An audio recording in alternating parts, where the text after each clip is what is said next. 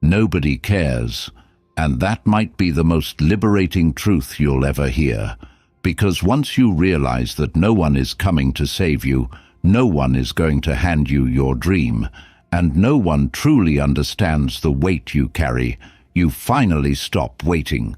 You stop performing. You stop begging for permission to live a life that matters to. It's not bitterness, it's awakening. The world is too distracted, too self-involved, and too busy fighting its own battles to validate yours. And that's okay. That's the point. You were never supposed to live for their claps. You were never meant to build your worth on borrowed eyes and temporary applause. You are here too. Not for them, for you. You become. This episode isn't about getting angry at the world's indifference. It's about using it, turning it into power. Because when you stop hoping someone will notice you, when you stop performing your pain, your progress, your healing for an audience, that's when you begin to own your life. In the silence of being unseen, you find the raw truth of who you are. And when you begin walking with purpose, building with discipline, and choosing growth even when nobody is watching, that's when real freedom begins. Not the kind that's handed to you, but the kind you carve out of stone with your bare hands. So if you've been waiting for a sign, for permission, for someone to believe in you, stop. That someone is already here. It's you. Start from within. Nobody cares. Do it for you. There comes a point in every life where we must face this uncomfortable truth. No one is coming, not to rescue you, not to push you, not to cheer for you when you're exhausted and want to quit. You can be surrounded by people and still feel utterly alone in your journey. And that's not a sign that something's wrong. It's a sign that it's time to go inward. Because the path to meaning doesn't start out there.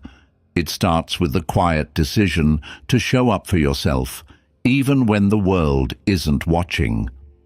If you're waiting for validation before you begin, you'll wait forever. The applause you're chasing, it fades. The approval you're hoping for, it shifts. People will cheer you when it's convenient, and forget you the moment it's not. That's the nature of an external-driven life, unstable, unpredictable, and exhausting. But when you do something not to be seen, not to impress, but because your soul needs it, values it, you unlock a different level of strength. You begin living with integrity, not performance. We're conditioned to build our identity on feedback. From childhood, we're taught, get good grades, get the praise, follow the rules, get the smile. But life, real life, isn't graded. It doesn't clap, and it doesn't always reward effort in the way we think it should. So the question becomes, will you still show up when there's no recognition? Will you still fight for your health, your goals, your peace, even when no one's watching? Because that's when it matters most, when it's just you, your struggle, and your silence. This isn't about becoming indifferent to love or support. It's about building a foundation that doesn't collapse when those things are absent. It's about reclaiming your power from the hands of others and placing it back where it belongs, within. Your worth isn't something you earn from others. It's something you remember in yourself. And every time you take a step without waiting for approval, every time you commit without needing applause, you grow stronger, freer, more real. So no, nobody cares. And that's your gift. It means you're free to care. You're free to try. You're free to fail. Because you're no longer performing, you're building, not for likes, not for validation, but for something deeper, for something sacred, for something that cannot be taken away, yourself. Freedom begins where the mind ends. If you want to know whether someone is truly free, Don't look at their passport or their salary or their social media feed. Look at their thoughts. Watch how they respond when fear whispers, when discomfort arises, when doubt begins to crawl into the cracks of certainty. Because real freedom, the kind that matters, doesn't come from being able to go where you want or say what you want. It comes from not being a prisoner of your own mind. We are taught to fear external control, rules, authority, systems. But what most people never question is the control that happens silently within. The thoughts you never chose but obey anyway. The mental loops that run your day like background music you've forgotten how to turn off. You're told you're free because no one is forcing your actions. But isn't it a kind of slavery when a single anxious thought can paralyze you? When a moment of self-doubt can kill an entire dream before it takes its first breath? We live in a culture that worships mental activity. We confuse constant thinking with intelligence. We think overanalyzing is the same as awareness. But here's the truth. Not all thoughts deserve your attention. Many are echoes of fear, of trauma, of someone else's belief system planted in your mind long ago. And yet we follow them like orders. That voice that says, "You're not good enough." That's not your truth. It's your conditioning. Freedom begins when you start to observe that voice without obeying it. When you say, "I see you, but I'm not going with you this time." It's the smallest moment, but it changes everything. That's where you reclaim your power, because the mind, when left unchecked, doesn't care about your peace or your purpose. It cares about comfort. It wants the familiar, the safe. And often that means holding you back. It's not your enemy, but it's not your master either. It's a tool, and tools are meant to be used, not worshipped. Think of the Stoics, those who believed that true power lies in self-mastery. They weren't interested in silencing the world. They were interested in mastering their own response to it. They knew what modern science now confirms. The more reactive the mind, the less free you are. The more you believe that every emotion must be indulged, every urge satisfied, every thought obeyed, the more you live as a servant to the very thing that should serve you. Real freedom is subtle. It's the ability to feel fear and still take the step. It's sitting with discomfort without immediately reaching for distraction. It's choosing silence over argument, presence over panic, patience over impulse. These aren't grand gestures. They're small acts of mental rebellion. They're moments when you stop letting your thoughts drag you around like a leaf in the wind and begin to move with intention. And no, this doesn't mean you'll never feel overwhelmed or lost. The mind will still chatter. Doubts will still rise. But the difference is, you won't believe them blindly anymore. You'll pause. You'll listen. And then you'll decide who you are, not based on the noise in your head, but based on the clarity in your soul. That is what freedom feels like. Not the absence of fear, but the refusal to let it rule you. So ask yourself today, how many of your choices are truly yours? How many are responses to mental noise you never even questioned? What would your life look like if your mind served you, not the other way around? Because the truth is, freedom doesn't begin when the world changes. It begins when you change the way you relate to your own mind, when you stop following every thought and start watching it, choosing instead of reacting. That's when life becomes yours again, quietly, powerfully, and entirely on your terms. Discipline is the path to true liberation. We grow up thinking that freedom means doing whatever we want, whenever we want, that rules, limits, and routines are forms of restriction, things that hold us back from living life to the fullest. But that idea is one of the greatest illusions of our time, because when you dig deeper, you'll discover that the people who are most free are not those who follow every craving, but those who've trained themselves to wait, to withhold, to choose consciously. Discipline, not indulgence, is the quiet road that leads to real liberation. It starts with a simple shift in perspective. Think of hunger. The undisciplined mind says, "I feel hungry, so I eat. I feel tired, so I rest.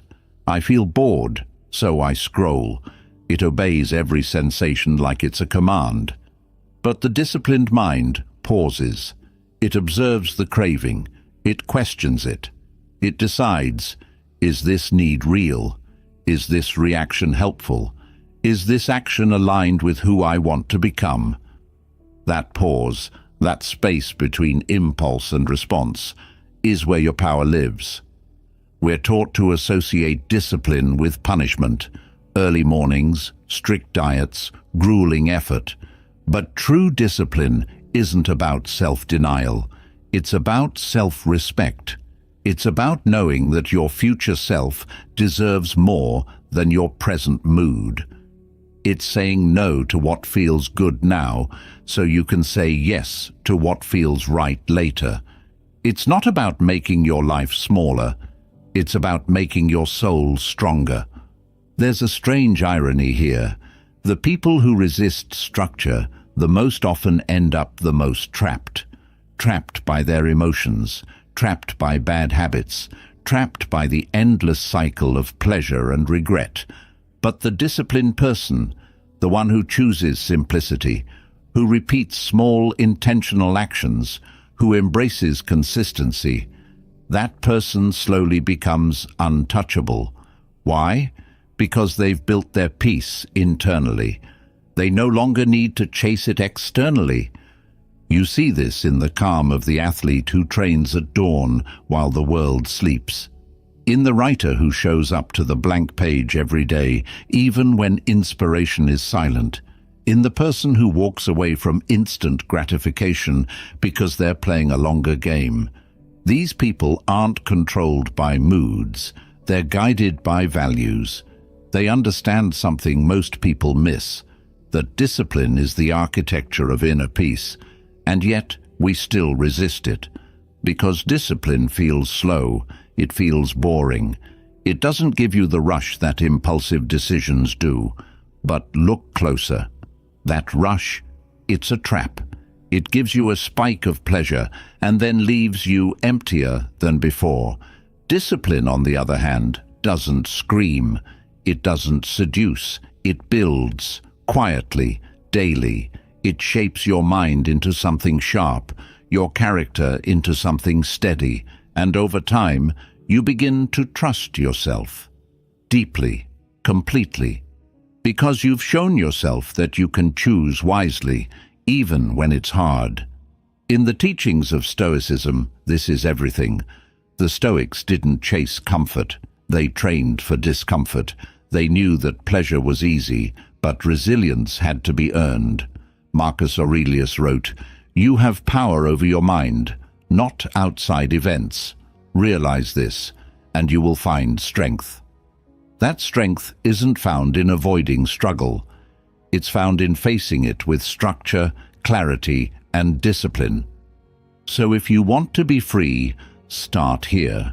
Not by changing your circumstances, but by mastering your responses. Not by waiting for motivation, but by choosing discipline in the absence of it.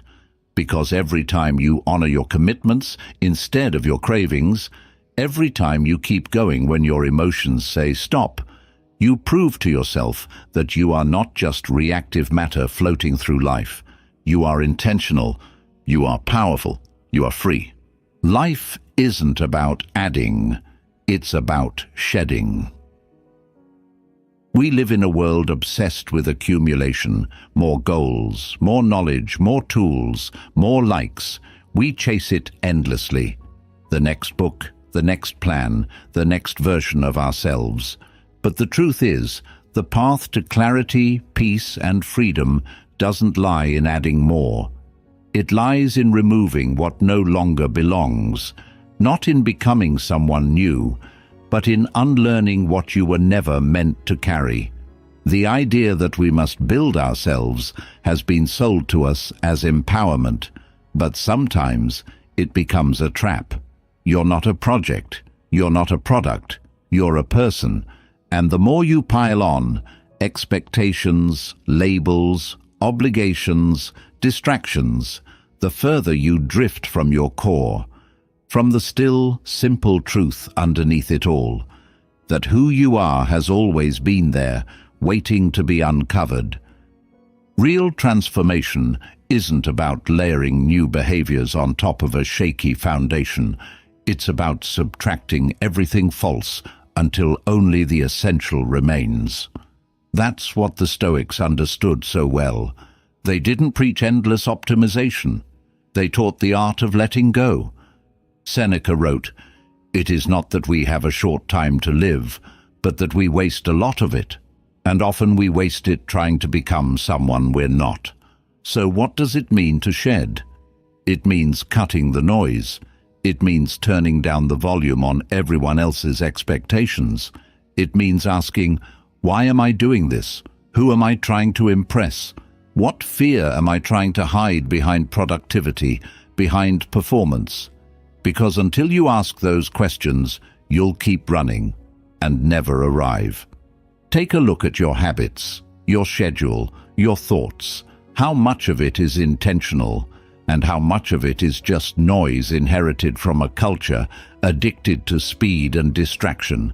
Shedding is choosing silence over constant input, focus over scattered action, depth over appearance. It's not about giving up growth. It's about defining what kind of growth matters. It's the same in nature. A tree doesn't keep every branch. It sheds the ones that don't serve it anymore. A snake sheds its skin when it's outgrown it. And you too must learn to release what you've outlived. That belief that you're not enough. That habit that drains your energy. That identity that keeps you small. Let it go. Because the life you want isn't built on top of those things. It's uncovered once they're gone. There's a beautiful moment in every person's journey where they stop chasing and start returning. Not returning to who they were told to be, but to who they've always been beneath the noise. That return feels quiet. It feels unfamiliar. And sometimes it feels lonely, but it is real and it is powerful. Because it's no longer about proving anything. It's about being, fully, honestly, unapologetically. And yes, shedding is hard. It takes courage to let go of an identity that once kept you safe. It's terrifying to admit that something you've clung to no longer fits. But what's harder is carrying the weight of everything that isn't you. What's harder is living your whole life performing and never knowing what freedom really feels like. So ask yourself not what you need to add to be enough, but what you're ready to remove. What belief, what habit, what story are you finally willing to put down? Because every layer you peel back brings you closer to truth, closer to stillness, closer to yourself. Presence is the only door to joy. You could have the dream house, the perfect relationship, the financial freedom you've always wanted, and still feel empty. Why? Because your body is here, but your mind is everywhere else. Caught between yesterday's regrets and tomorrow's worries. Living in places you can't touch, trying to solve problems that don't even exist yet. And in that constant mental drift, you miss the only moment that ever truly belongs to you. This one. Presence isn't glamorous. It doesn't shout. It doesn't trend. But it is the single most powerful practice for a joyful life. It's the ability to fully show up, not halfway, not distracted, not thinking about what's next. But to be here, in your breath, in your words, in your actions. And when you do, something extraordinary happens. The ordinary becomes sacred. Think about it. How often do you eat without tasting, walk without noticing, talk without listening? You're doing, but are you living? Or are you sleepwalking through your days, constantly leaning forward into the next task, the next notification, the next goal? We confuse movement with meaning. But life isn't found in motion. It's found in attention. Joy isn't something you chase. It's something you uncover when you arrive. And arrival doesn't happen tomorrow, or when the stars align, or when you finally figure everything out. It happens now, in this very breath. In the way you sip your coffee, in the way you listen to someone without waiting to reply, in the pause before you react. That's where life actually is, not in your head, but in your experience. Presence also softens pain. It doesn't erase it, but it transforms it. Because much of our suffering isn't in the moment itself. It's in the mental stories we attach to it. This always happens to me. What if it never changes? I can't handle this. But when you ground yourself in presence, you deal with only what is, not what your mind predicts or magnifies. You breathe, you respond, you keep going. The Stoics understood this deeply. Marcus Aurelius wrote, "Confine yourself to the present." Why? Because the present is manageable, the present is real. It's only when we pile on the weight of past failures and future anxieties that we crumble. But if we can stay here, just here, life becomes lighter, not easier, but clearer. It's also in presence that gratitude lives. You don't feel grateful because your life is perfect. You feel grateful because you notice the sun on your skin, the quiet in the room, the fact that you're breathing right now without asking for it. These are miracles we overlook when we're lost in thought. But when we wake up, even for a moment, we see that life is already full of small, quiet joys. We were just too distracted to see them. So how do you return to presence? Not through force, not by fighting your thoughts, but by remembering, returning to your breath, feeling your feet on the ground, looking at someone, really seeing them, bringing your full attention to this sentence, this task, this moment. It's a practice, not a destination. And the more you do it, the more life opens up. Because in the end, what you really want isn't out there. It's not waiting at the next milestone or hidden in the next accomplishment. It's already here, patiently waiting for you to notice it, to slow down, to stop running, and to remember that joy, true, deep, sustaining joy, doesn't come from getting more. It comes from being more present with what you already have. You become yourself through confrontation, not avoidance. Growth is not gentle. It's not soft music and warm light and quiet realizations. Sometimes it's messy, sometimes it hurts, and more often than not, it begins in the places we don't want to go, the memories we avoid, the pain we bury, the truths we pretend don't exist. We all carry wounds, old echoes of rejection, failure, betrayal, and we tell ourselves we've moved on, that time has healed it. But healing doesn't happen through distance. It happens through confrontation. What you refuse to face doesn't disappear. It waits. It hides in your habits, in your reactions, in the way you pull back when someone gets too close. It whispers in your self-doubt, your perfectionism, your rage. The pain you avoid becomes the prison you live in. And no matter how fast you run, it finds you. Not because it wants to punish you, but because it's asking to be seen. And when you finally look at it, fully and honestly, you take the first real step toward freedom. Avoidance is seductive. It promises peace. Just stay busy. Keep moving. Numb the feeling. Distract the mind. And for a while it works. You can coast through life on autopilot. But deep down, there's a quiet tension. A sense that something's off. That no matter how much you achieve, something inside remains unsettled. That's the cost of avoidance. It keeps you safe, but it also keeps you small. But confrontation, that's where transformation begins. It's not about blaming yourself or reliving the past endlessly. It's about owning your story, standing in front of your pain and saying, "I see you. You don't scare me anymore." And in that moment, you stop being the victim of your history and start becoming the author of your future. Carl Jung once said, "Until you make the unconscious conscious, it will direct your life and you will call it fate." This is exactly what the Stoics trained themselves to do, to look inward without fear, to study their responses, to ask not, "Why is this happening to me?" but "What part of me is being revealed by this?" Because that's what hardship does. It doesn't just hurt you, it shows you. It reveals the parts of you that still need attention, compassion, and strength. Facing yourself is a radical act.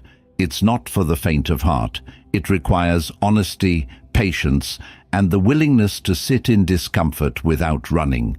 It's the choice to explore the story behind the emotion. Not just, "I'm angry," but what is this anger protecting? Not just, "I feel unworthy," but where did I learn that my worth had to be earned? These questions don't have quick answers, but asking them opens doors to self-awareness, to healing, to wholeness. You don't become strong by avoiding pain. You become strong by walking through it with your eyes open. You become resilient not because nothing hurts you, but because you learn how to feel fully without being destroyed. That's true power. That's emotional maturity. That's what it means to live with depth. So if you're tired of repeating the same patterns, if you're frustrated by how easily life knocks you off balance, stop running. Sit with yourself. Revisit the moments that shaped you. Listen to the parts of you that have been ignored. The answers you're looking for aren't outside.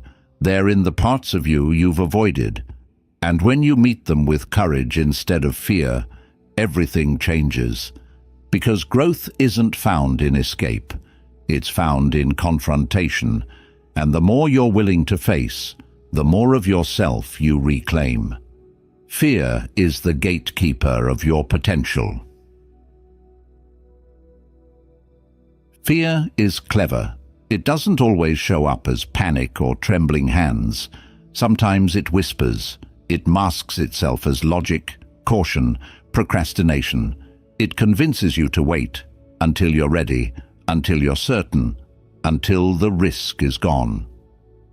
But here's the hard truth. That moment never comes. And the more you wait for fear to disappear, the more it tightens its grip on your life. Because fear doesn't fade with time, it fades with movement. Your potential isn't hiding in comfort. It's hiding behind the door you've been avoiding, the hard conversation, the bold decision, the next step that feels too big. Fear guards it all, not because it wants to destroy you, but because it's trying to protect you using old rules that no longer apply. What once kept you safe now keeps you small, and unless you challenge it, you'll keep shrinking your life to fit your fear. This is where courage steps in, not as the absence of fear, but as a conscious decision to move forward with fear. It's waking up in the morning and saying, "Yes, I'm scared, but I'm doing it anyway." That's real bravery. That's growth, not waiting to be fearless, but acting with fear in your chest, doubt in your mind, and strength in your step. Think about a time when you felt afraid and did the thing anyway. You stepped up, you spoke out, you made the leap, and afterward you realized something powerful. The fear wasn't truth. It was resistance. It was your brain's way of saying, this is new, and new is dangerous. But when you acted, you didn't just change your circumstances. You changed your relationship to yourself. You proved that you are more than your fear. Fear is like a threshold. And on the other side is everything you say you want: confidence, growth, fulfillment, peace. But there's a price of entry. You have to lean into discomfort. You have to be willing to feel exposed. That's the cost of becoming who you're capable of being. And the longer you avoid it, the more painful the stagnation becomes. Because deep down, we know when we're hiding. We know when we're playing small. And that knowledge, unaddressed, becomes a quiet form of suffering. The Stoics were not fearless. They just understood fear differently. They trained themselves not to eliminate fear, but to walk alongside it, to look it in the eye and say, you are not a stop sign, you are a signal. A signal that you are at the edge of your comfort zone. A signal that something important is at stake. A signal that this moment matters. And here's the truth most people never realize. Fear often shows up most intensely right before a breakthrough, right before you grow, right before something in your life changes forever. That intensity isn't a warning, it's confirmation. It means you're getting close to something that could transform you. So the next time you feel fear, don't automatically pull back.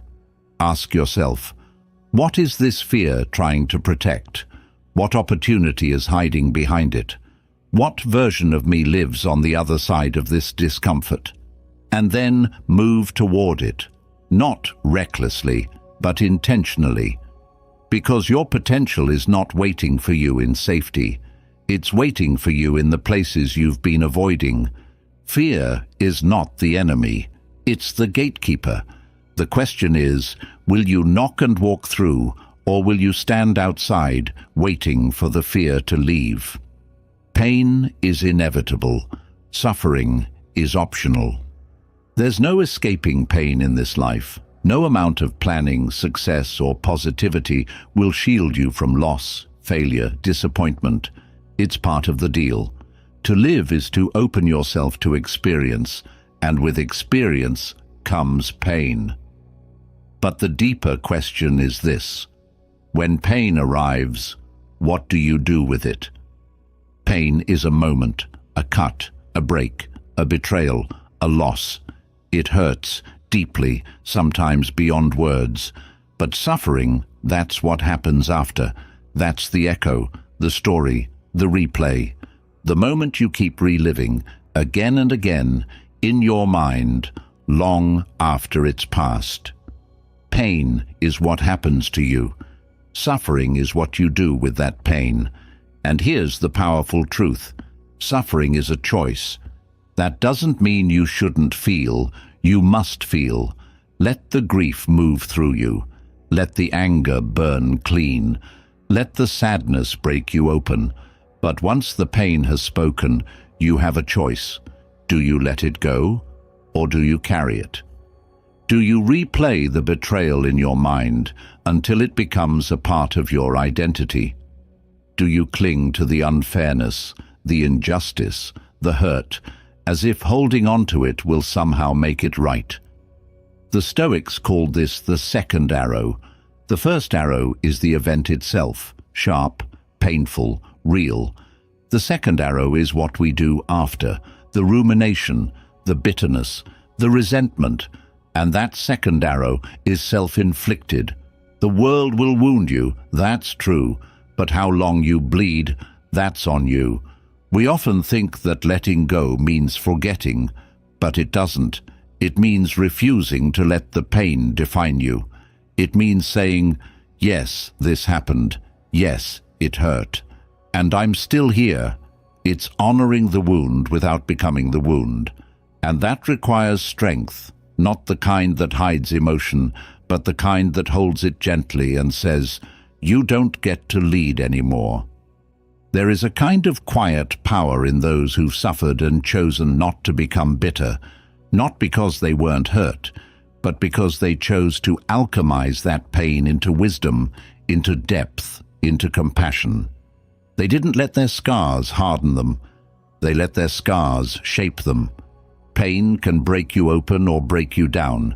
It depends on how you meet it. If you resist it, deny it, bury it, it festers. It becomes anxiety, addiction, apathy. But if you face it, feel it fully, and then release it, it becomes a teacher. It reveals what matters. It strips away illusions. It humbles and awakens.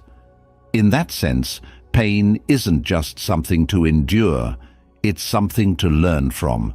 And when you realize that suffering is optional, you reclaim your agency. You no longer wait for the world to be kind before you find peace. You stop giving your power to the past. You stop letting pain narrate your future. You stand in the storm, and instead of asking, "Why me?" you ask, "What now?" So the next time you're hurt, really hurt, take a breath, feel it fully, and then ask, "What story am I about to create from this? Is it one of resilience or one of resentment?" Because the choice you make in that moment will define who you become long after the pain fades. Pain is part of life, but suffering, that's your decision. Balance isn't about positivity, it's about wholeness. In a world that worships positivity, we've been taught to chase only the light, to smile through the pain, to stay high vibe, to replace every negative emotion with a quick affirmation. But there's a danger in that mindset. Not because light isn't valuable, but because it's only half the picture. Real balance, the kind that leads to peace, doesn't come from denying darkness. It comes from embracing both sides, the joy and the sorrow, the rise and the fall, the beauty and the broken. You are not meant to feel good all the time. You're meant to feel fully, and that includes grief, anger, confusion, doubt. These emotions are not flaws in your system, they're messengers. They show you what matters, where healing is needed, where boundaries were crossed. But if you're always trying to escape them, to cover them up with positivity, you miss the deeper lesson. You silence your own truth in favor of comfort. True emotional strength isn't about staying happy, it's about staying present. It's about allowing the full range of your human experience without letting it drown you. It's saying, "I feel sadness today, and that's okay. I feel lost right now, and that's part of the path." It's refusing to label emotions as good or bad, and instead seeing them all as part of the same sacred rhythm. Nature understands this. The ocean has tides, the moon has phases. Trees shed their leaves before blooming again. There is no constant state of joy in nature. There is movement, contrast, balance. Why would you expect anything different from yourself? And yet, we live in a culture obsessed with constant optimization. Be more productive, be more grateful, be more positive. But what if being more authentic is what you really need?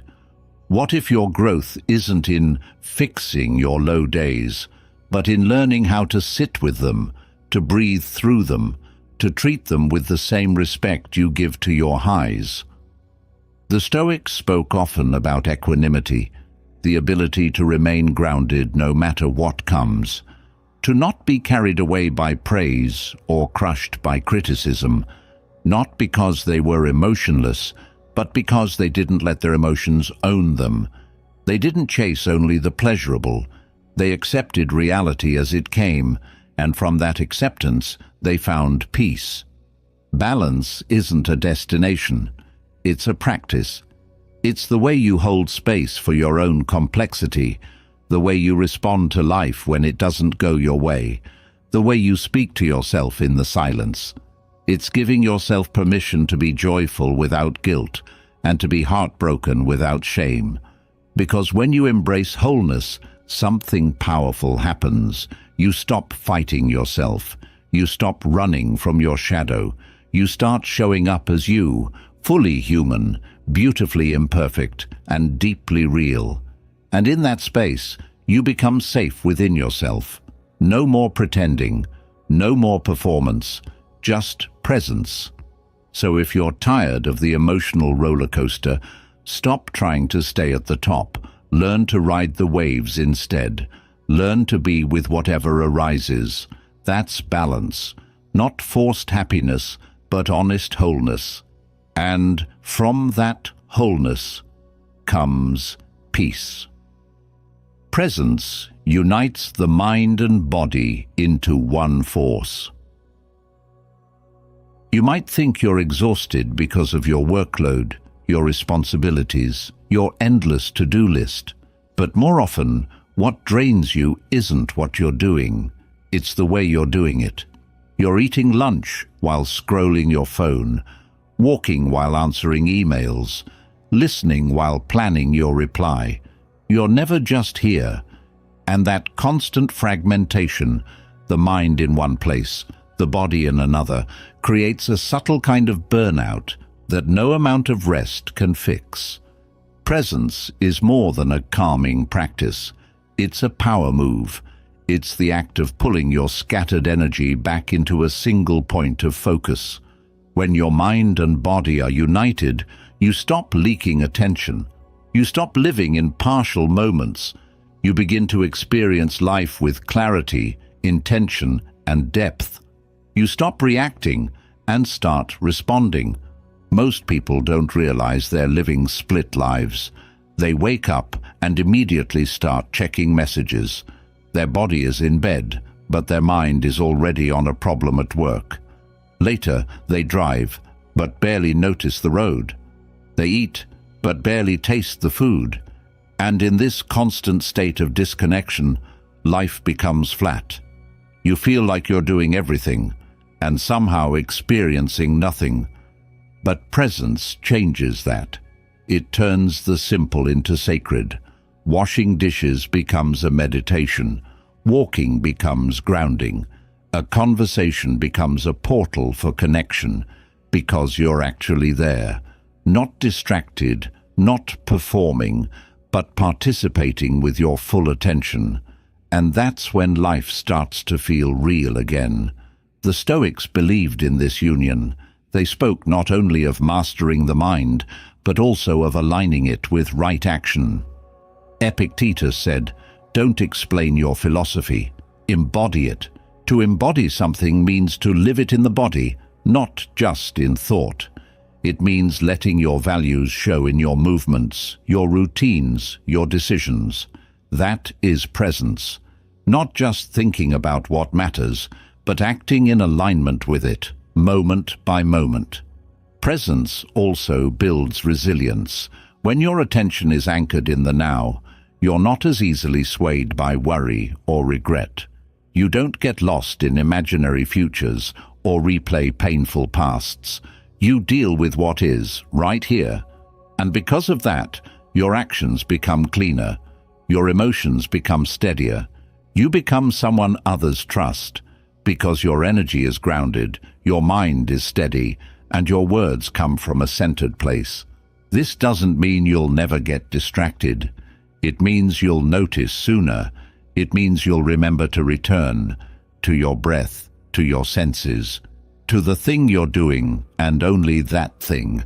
And with each return, you strengthen your ability to stay, to focus, to live. So if you feel scattered lately, pulled in 100 directions, stop trying to do more. Do less, but do it fully. Whatever is in front of you, Give it your whole presence. That's how you recover your energy. That's how you reclaim your clarity. And that's how you begin to live a life that's not just full, but felt.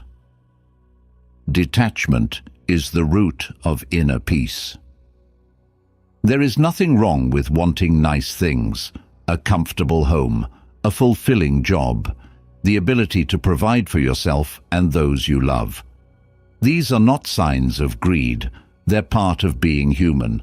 But problems begin when what you have becomes what you are, when your identity fuses with your possessions, your titles, your image, because then you're not living, you're clinging, and every gain becomes a trap, every loss becomes a collapse.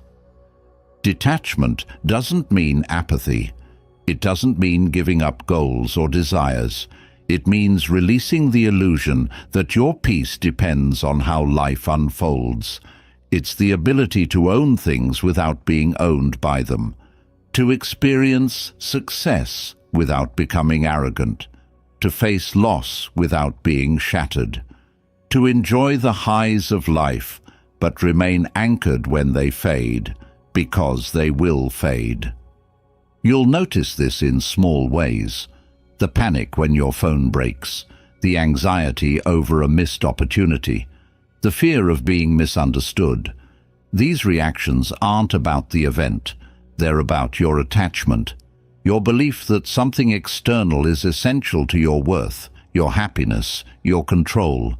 But true inner peace begins when you stop gripping life like a possession and start meeting it like a passing breeze, to be felt, but not clutched. The Stoics practiced this daily. Marcus Aurelius reminded himself that all things are temporary, his power, his health, even his relationships, not to become numb, but to become free. Because when you realize everything you cherish is borrowed, not promised, you start to hold it more gently. You stop living in fear of losing. You start living in gratitude for what is, right now. Detachment is strength wrapped in softness. It allows you to walk into a room confident, not because of your clothes or your status, but because you know who you are without them. It lets you take risks. Not recklessly, but without fear of failure defining you. It frees you from the exhausting performance of trying to be somebody and returns you to the grounded truth. You are already enough. This kind of freedom doesn't come quickly. It comes in layers. It's built every time you choose to let go of resentment, of control, of needing others to see you a certain way. It comes when you stop arguing with reality and start flowing with it. It comes when you can enjoy something deeply and still say, "If I lose this, I'll be okay." You don't have to become a monk to practice detachment. You can drive the car, build the business, fall in love.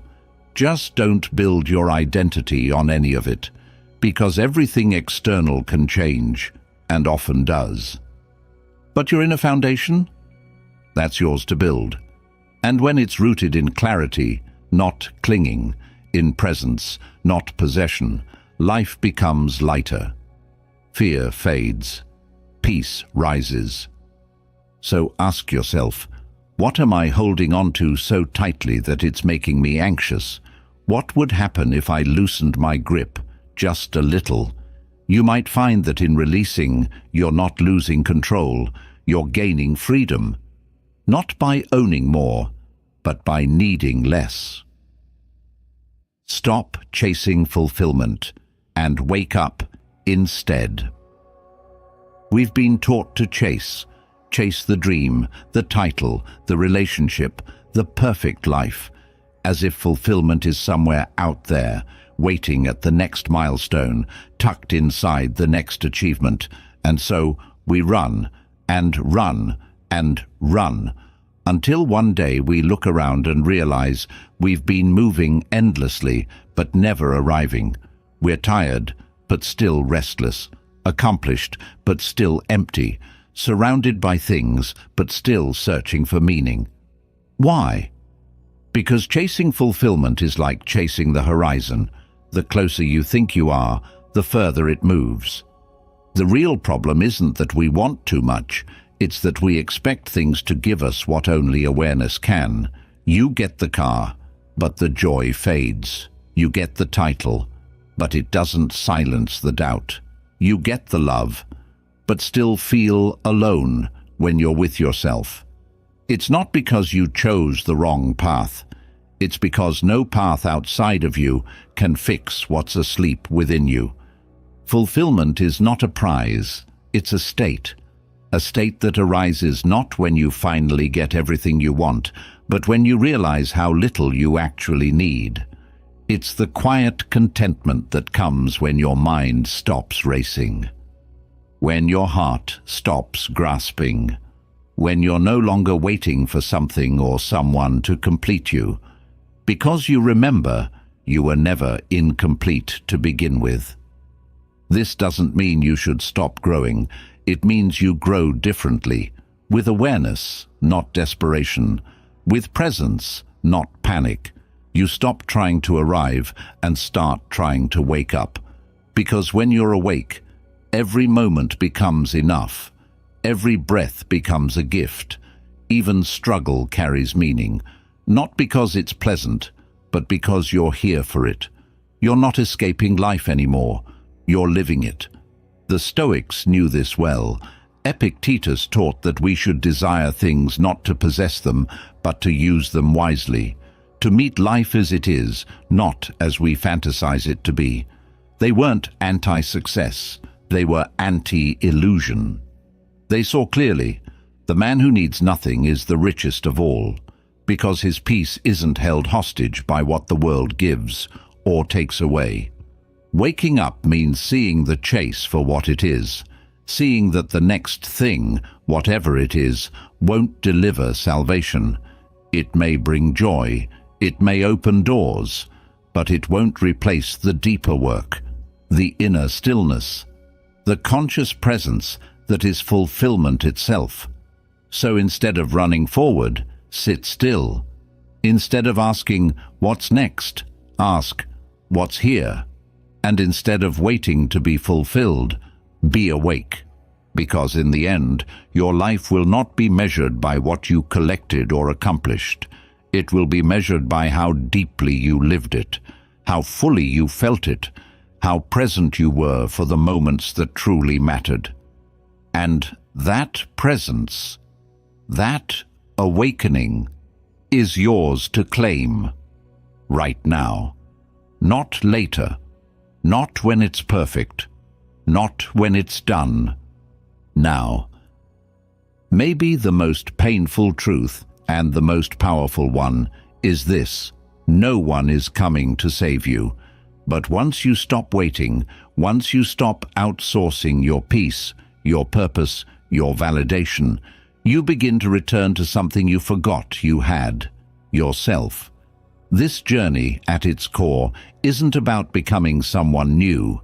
It's about remembering, shedding, awakening. It's about walking back through the layers of noise, distraction, and expectation until you find what's always been there: your strength, your clarity, your stillness. You don't need the world to notice you to be worthy. You don't need more to be complete. And you don't need to fix every flaw to begin.